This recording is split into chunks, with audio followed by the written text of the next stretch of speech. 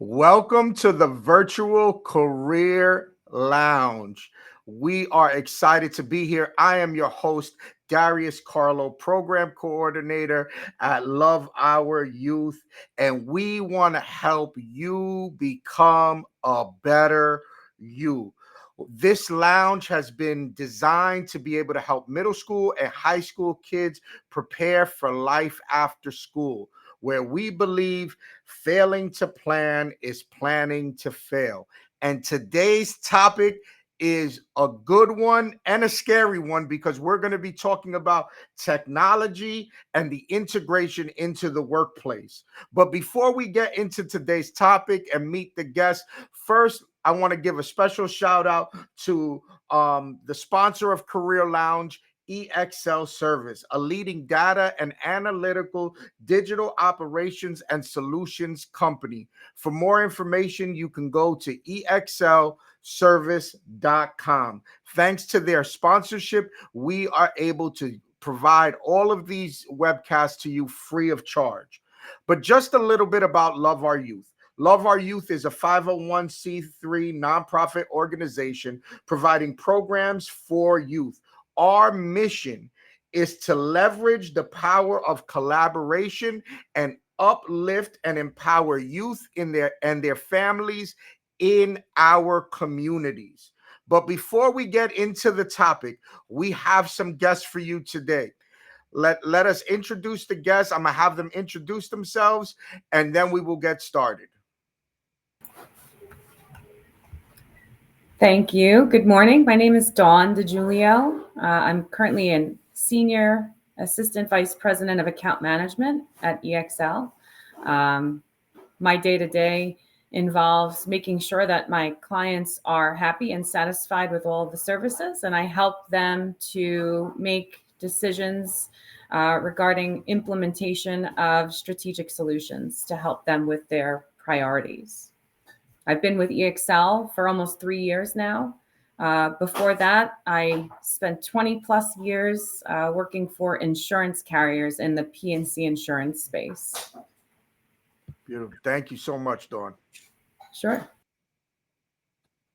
Hi, Alex Pinchevsky. I've been with EXL for about 4 months, so pretty new. I've spent probably almost 25 years now in the insurance industry, most of it with AIG, in case anyone's heard of that company.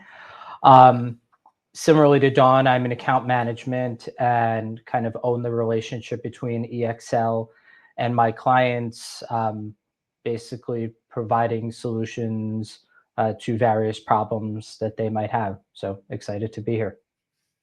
Perfect. Thank you guys again for introducing yourselves. This is going to be an interesting topic because technology has changed the way that we do business just in general. And not just business in insurance world, but just business overall in all spheres of businesses. So the first question I want to throw out there is, how has technology changed the way we work in recent years? And whoever wants to field it first, don't feel like, whoever wants to field the question first. Happy to start. So as I said, I've been working for 24 years, so I don't even remember the way we worked 24 years ago and how different it is because of technology. So when I started working, everyone was going into the office 5 days a week. That was not a question. And then basically, when you left the office, work was done. I think I got my first cell phone 24 years ago, but that was for personal use only. So basically, you were in the office, you were available when you were there. You were there 5 days a week, Monday through Friday, except when you're on vacation. And otherwise, you were off. Now, there's a lot more integration between your home life, your work life. You can always get emails. You can always be reached. You can work remotely. COVID, in addition to technology, was a big turning point where we now work from home many days a week. Even very few companies are back to 5 days in the office. Most are going somewhere in the middle, 2 or 3. So I'll pause there, but that to me, night and day from when I started working, and all enabled by technology with a little help from a pandemic. Dawn? Yeah, no, absolutely. Unlike Alex, I do remember what it was like. We used to receive mail, physical mail in our mail rooms. Back when I started working in the early 2000s, we had a huge mail room that was responsible for sorting all the mail, and then it would get delivered to our floors, and then we'd have people open up that mail, and we'd have those people deliver that mail to each of their claims adjusters. And now with technology in the workplace, things are very different. That mail now gets sent to a scanning hub where it is scanned and made electronically and then gets delivered to a claims adjuster's digital work list or to-do list. So definitely a lot of things have changed. We deal with this on a day-to-day basis with our clients. All of them are very interested in modernizing all of their different processes that they have oversights for. For the insurance industry, implementing technology and digital solutions has become a major priority. They're looking to modernize all of these historically old-fashioned processes. So mail scanning is just one of those examples. Don, you made me think of, if I could add to that, because now you jogged my memory. My first job, I would sit there and we would have to add up payroll because workers' compensation insurance is rated based off payroll. So we would get these stack of papers called audit advices, and I would sit there, key punching it with my fingers into like an adding machine calculator with the paper coming out. And I would just spend hours of my day doing that. I would probably on the way to work stop by a Sam Goody store, which no longer exists either, and get like the new Green Day CD to listen to because I knew I was going to be sitting there adding for a few hours. So I think what technology is enabled is you don't have to do a lot of that stuff. So people are just a lot more efficient. They can get so much more done. They're not spending tons and tons of time doing manual tasks that now technology just does for you, and it lets people focus on just the higher value and frankly more interesting activities they could do. No, that's awesome. And it definitely is a reminder for all the high school and middle school kids that are going to be watching this, is that the way that we used to do things and the way that we do it now is totally different.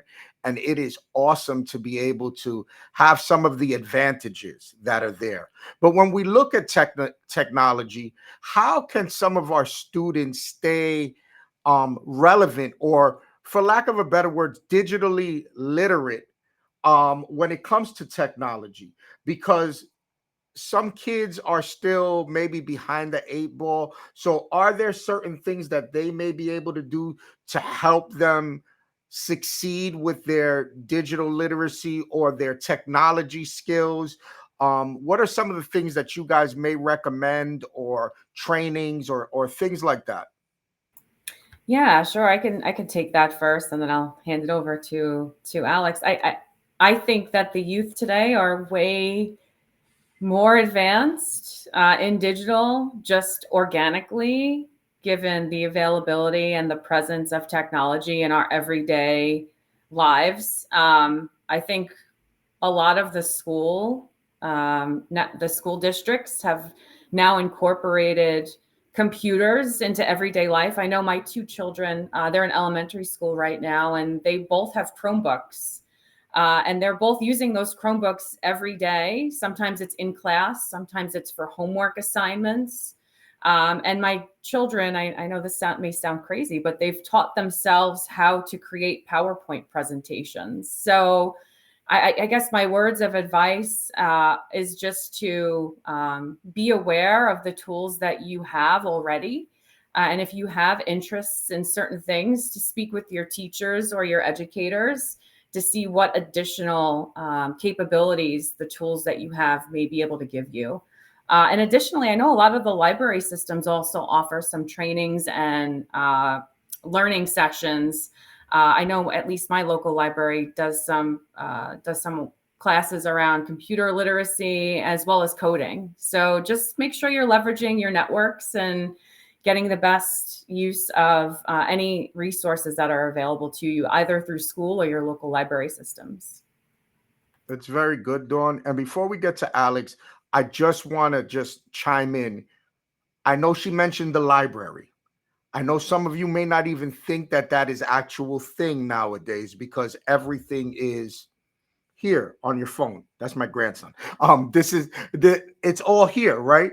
But at the end of the day, if you want to be the best you can be, one thing is to work at it. One place you can go is the library. They have classes on Excel, Word, and the greatest thing that they coding and all this other stuff. And the greatest thing is that many of these classes are free of charge. If you want to advance in your skills and advance in your professional career, whatever it may be, take advantage of the um tools that are out there, and many of them are free of charge. Alex, your thoughts? Yeah, completely agree. And interesting to hear that Dawn's children know how to do PowerPoints. My 7-year-old is great at PowerPoint. It's not PowerPoint, he uses Google Slides. So I know Google has a lot of kind of free options. I'd say my advice in general is just be curious and explore. That's what my 7-year-old son does. My 9-year-old, not as much, if I'm being honest. But really, just try to understand how everything works, see what's out there. Just my kids have Chromebooks too. The other day, we get the parental notifications when they try to purchase something, and my 7-year-old decided to buy a class which is free, so just it's a free purchase on how to type faster. So just being curious and seeing what's out there. There's so much out there. Also agree, my kids use the library as a resource, and my younger one, you guys touched on coding. There's a coding language called Scratch that kids use. It was available in as an aftercare option at my children's school, and both of my kids participated in it. So yeah, I think there's just so much out there, a lot of it free of charge. It's just a matter of exploring, being curious, and if you have access to if you have a computer or tablet at home, or if you can access a computer at the library, which many of them have, just look around, be curious, and I think you'll find quite a lot of interesting things that might not seem like they're helping your career now, but I think those skills will add up, and just being curious for your whole career is always a good thing. I agree. And I love that idea of curiosity, just because a lot of times we'll lose that when we get quote unquote older. But there are so many different avenues that we can take advantage of to continue to grow the skills and the tools that we need to continue to be successful in this market. If you want to be able to market yourself, and show your greatness to others and to your boss, this is the times where you hunker down really and say, you know what, I'm going to do what I need to do to be the best that I can be with all the tools that are available to me. We have given you some good ideas on some best practices on where you can find some of these tools, and don't be afraid to go and take advantage of them. When we look at technology, sometimes we could think, well, I don't have access to this or that. Don't let something get in the way from stopping you from becoming successful in whatever it is that you need to do. And don't worry about what other people may say because you're going to the library or going here or going there, because at the end of the day, you are the one that has the opportunity to be the greatest person that you can be in this world. And we need you to be the greatest person that you can be. Some of you that are watching this will be great politically. Some of you will be great in sports. Some of you will be great in coding and everything like that. So take advantage of all the things that are there that will help you. Now, when we look at technology, and I guess this one is a one that is a interesting topic, is What about technology and some of the maybe fears of overuse? Yeah, I think that's something that is very relatable for us right now. I'm sure many of you have heard about generative AI or chat GPT becoming more and more popular in usage over the last year or so. Our clients are trying to figure out how to incorporate these new things in their everyday business process, right? But doing so responsibly, because they want to make sure that they're giving out the right information. They want to make sure that they're leveraging the technology in a responsible manner. So just some of the concerns is just about the accuracy of the technology to be able to deliver you the right information in the right capacity at the right time. So, just being able to trust it and that it's going to give you the right output. But I think, those are one of the things that we're still kind of in the learning stage about as the technology continues to get more and more mature. Good. Yeah, and to add to what Dawn said, a lot of jobs. So if this webcast or podcast is aimed at kids in middle school or high school, by the time many of them are in the job force, right, post college, there will probably be jobs that don't even exist today. I know I've had roles where when I started my career, that title, that kind of job just didn't exist. So I think with bots and robotics and artificial intelligence, as Don mentioned, it's just changing the types of jobs that are available. I know there's also a bit of a fear of, I've seen it on the news and there's articles where all the bots and technology are going to take our jobs. And I don't think that's accurate. I think similarly to me no longer having to sit there and add payroll from thousands of pages on a calculator, it just changes the nature of the jobs that's available. And I think that's why, back to the curiosity point, back to exploring, it's important to be dynamic and not just, hey, I think what technology is eliminated, for better or worse, is this concept of I can learn this one very, very specific skill and I'm going to spend a 40-year career doing this one thing and nothing else. I think that has probably gone away, but to me, that's not a bad thing. It makes it more interesting. It forces you to keep learning and keep evolving and making yourself better. Very, very true. And I love how this conversation is going. It's leading us into a direction that I was interested in, just to be able to talk with you guys. Because one, I love what Dawn said, and I heard one of your colleagues or peers say this. When we look at Chat GPT, AI, Google, Gemini, all the things that are there, trust but verify. You trust that the information maybe is good, but verify to make sure that whatever platform you're using, that the information is accurate for what you guys are doing in whatever field that it is. The second thing that I love what Alex said, and I want to continue with this, is when we look at technology and the changes that are happening in our world, um, as Alex mentioned, there are many that believe, well, some of the jobs are going to become obsolete. Can I even do what I really want to do?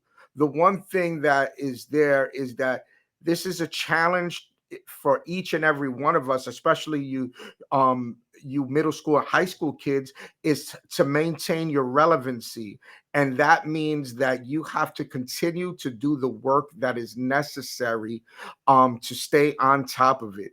And what Alex mentioned was, don't just get comfortable in saying that, all right, I'm a great gamer at this, or I'm great on YouTube and I've been videoing this, and I've done this many views and these many people are responding. But look at future forward thinking. And when we look at future forward thinking, how can we use technology to help us prepare for where the future is taking us?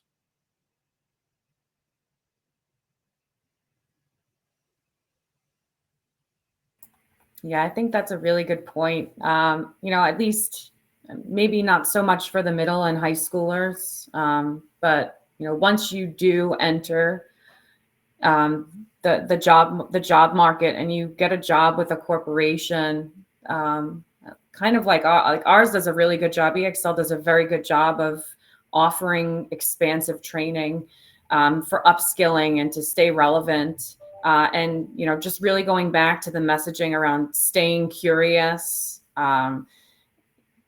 don't give up, and don't ever get exhausted for learning more, because there's always going to be something more you can learn, something new that you can learn to increase your skill set and stay relevant in the market. I think it's just a really good message coming out of this podcast to stay curious and stay involved and use your network to make the maximum use of the resources available to you. Yeah, and more to the concept of don't stay comfortable. I think it's now important for employers, like Dawn said, to offer various trainings or what have you, to in order for people to continue developing their skills. I think the best way to say it is you want to be at a place that is training you and preparing you almost like to leave, to be so skilled you can go to a competitor, but because they're doing right by you and treating you properly, you'll want to stay there. And I think kind of technology is forcing companies to do that. I mean, to be very clear, companies need to do that to stay competitive, to attract and to keep the best employees. So take advantage of what's out there. Also, if you end up somewhere where it feels stagnant and hey, they're not really helping me grow and develop, like that comes back to don't feel comfortable. A lot of companies will offer that growth and development and still want to keep you. So make sure you end up somewhere like that. Beautiful. What advice would you give to our audience that is watching this on integrating technology or um, using technology for their success? What advice would you give as they're looking for work? Some of them are still trying to figure out what they want to do, how they want to do it. What advice would you give to those kids that are watching? I mean, I would just say embrace what's out there. Don't be afraid of it. Also, don't worry if you're not some hardcore computer programmer and other people who are. Like, when we say technology, it doesn't mean you're like some hardcore techie or whatever image comes to mind.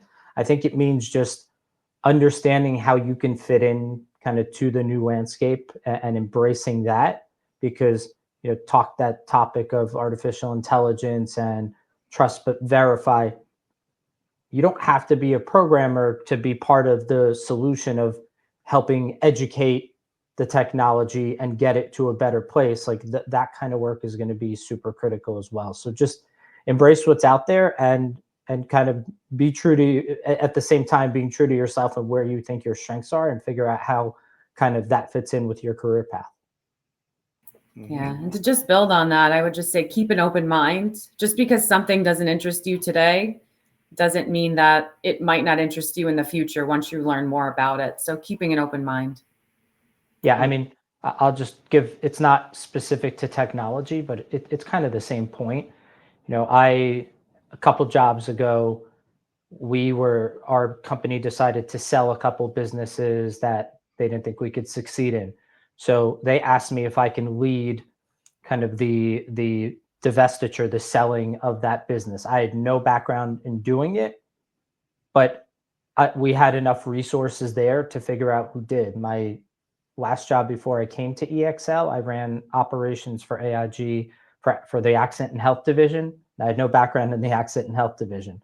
So you can learn, and again, be curious and embrace it. And don't be afraid if you don't know something. Don't look at that as a negative. Look at it as, hey, I'm in this spot. I don't know everything there is to know. That's great. It's an opportunity to learn rather than an opportunity to be concerned about something.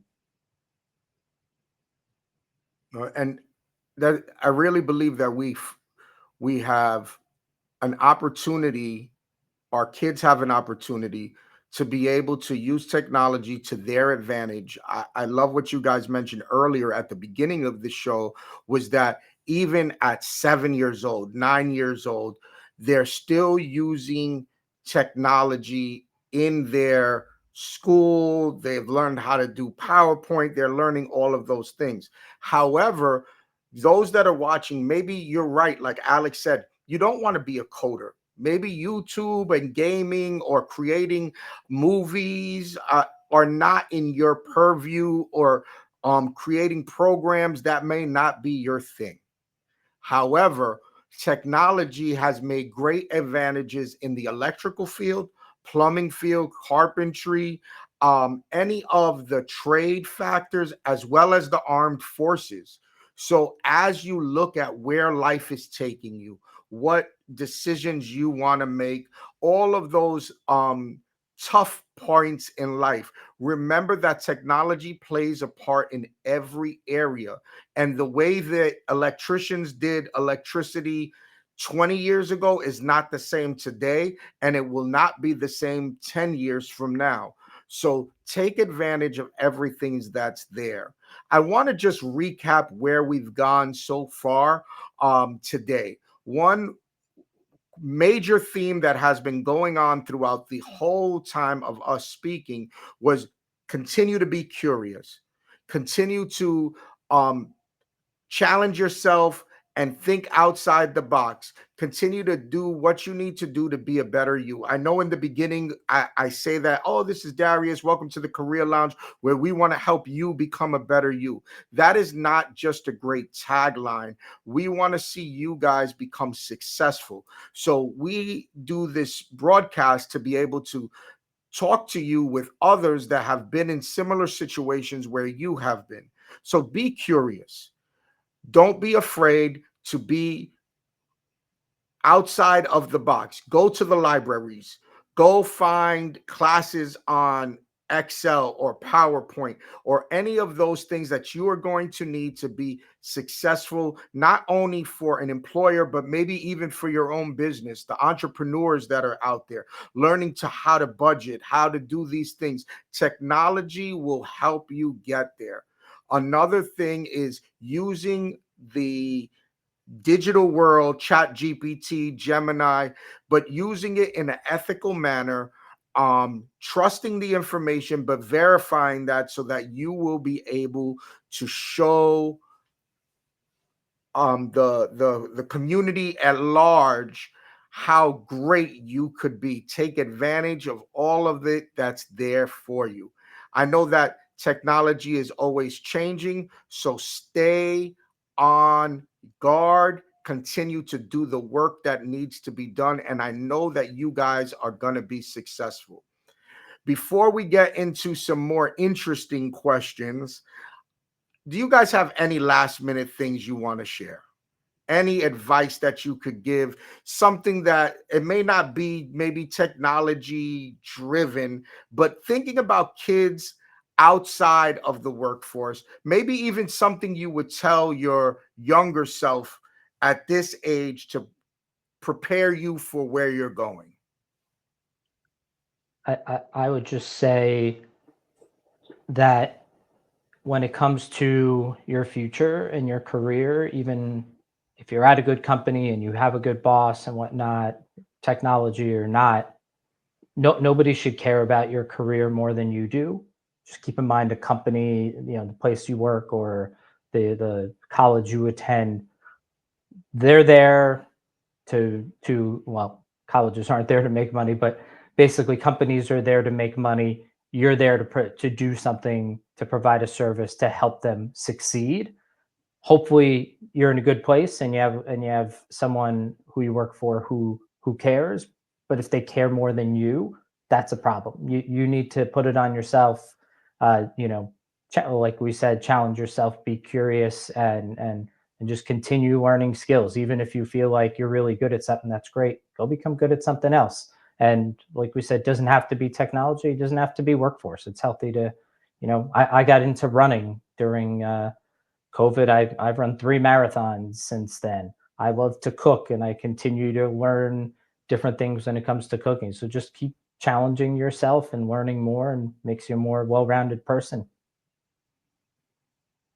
Dawn? Yeah, the only thing I would add, and I tell my kids this all the time, is do your best that you can each day and make sure that you treat others the right way. And building credibility and reputation are going to be so important. So it's, imperative that you are a responsible, credible, reliable worker when you enter the workforce.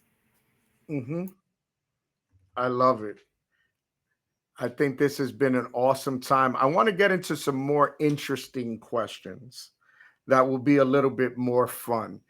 What is your go-to comfort food? I just love food in general, so it's so hard to choose. But I mean, who doesn't love a good greasy burger? Smash burger or the thick patty?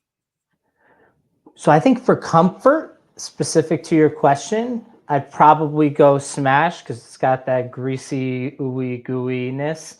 If I want to go to like a fancier place for like a more, you know, refined burger, I wouldn't call that comfort food as much. It's almost like a fine dining of burgers. So comfort, yeah, probably more of a smash burger type. 7th Street burger, Shake Shack, that kind of stuff. Not like, we're not talking McDonald's or Wendy's. They don't compare. Mhm. Five Guys is pretty good too.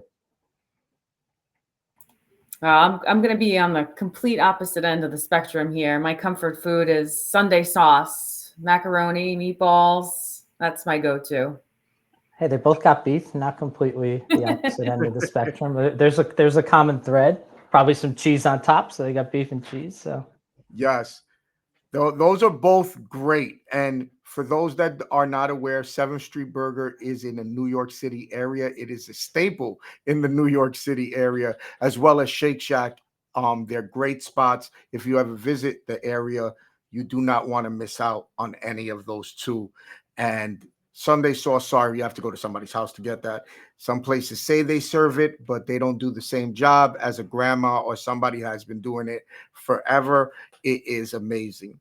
Um, Another question: tea or coffee? Ooh, uh, coffee all the way for me. coffee, but I like coffee for the taste of coffee. I like tea as well.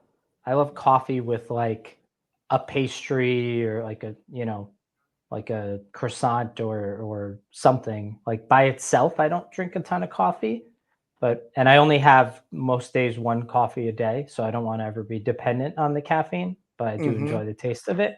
But yeah, tea is good too. Green tea would be my go-to. Yep. I think it's supposed to be good for you. It's supposed to be. I'll tell you this: I'm a coffee drinker. I love coffee. It's my favorite thing. I do agree that coffee does taste better with an accompaniment. Whatever it is, it definitely adds to the taste of where the coffee goes when you have something sweet with it. I think Yeah, that's amazing. follow up the burger with a coffee and a pastry, and you're good to go. Then Yes, then go run 5 miles. Yeah. and then go run 5 miles after that. That would be very interesting. And last question for you guys before we get ready to end is, if you had one superpower, what would it be? And why? Ooh. And why? I'd want to read people's minds. You took my superpower answer. Oh, I'll see? let you go. I'll let you go. Go Maybe I ahead. already have it. But why? Why? Um, to be able to do my job better, to be able to know, because body language is one, facial expressions is another, but sometimes that's not reflective of what people are actually thinking inside their heads. So it would be really useful for my job. Mm-hmm. I mean, I think just so I try very, very hard to live my life in a way where like I treat people the way I want to be treated. But what I've learned that is usually really good, which is I think it's called the golden rule, right? But there's also something called the platinum rule, which is treat people the way they want to be treated. And sometimes I don't know exactly how they want to be treated. So I feel like that would be helpful. But since Dawn took that answer, I'll just say one skill, I don't know, to be athletic enough to play professional sports, probably football without getting a concussion or anything, because my older son is obsessed with sports. So I think he would just love it if I could be a professional athlete. Plus, I'd hopefully be a good one and make a lot of money doing something fun. I definitely hear that. Thank you guys for today. I believe that this is a good topic and it's an ever-changing topic.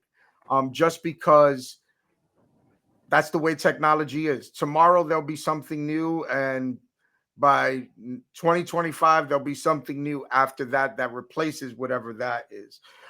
So thank you, Dawn. Thank you, Alex, again for joining us today. I want to thank all of you that are watching. I hope that today's conversation has been insightful, that you've enjoyed it, maybe have cleared up some things when you're looking at technology and where you want to go. Again, big shout out to our sponsor EXL, who sponsors the Career Lounge. They're a leading data and analytics and digital operations solutions company. You can learn more about EXL services at exlservice.com. We look forward to seeing you guys again for our next episode of the Career Lounge.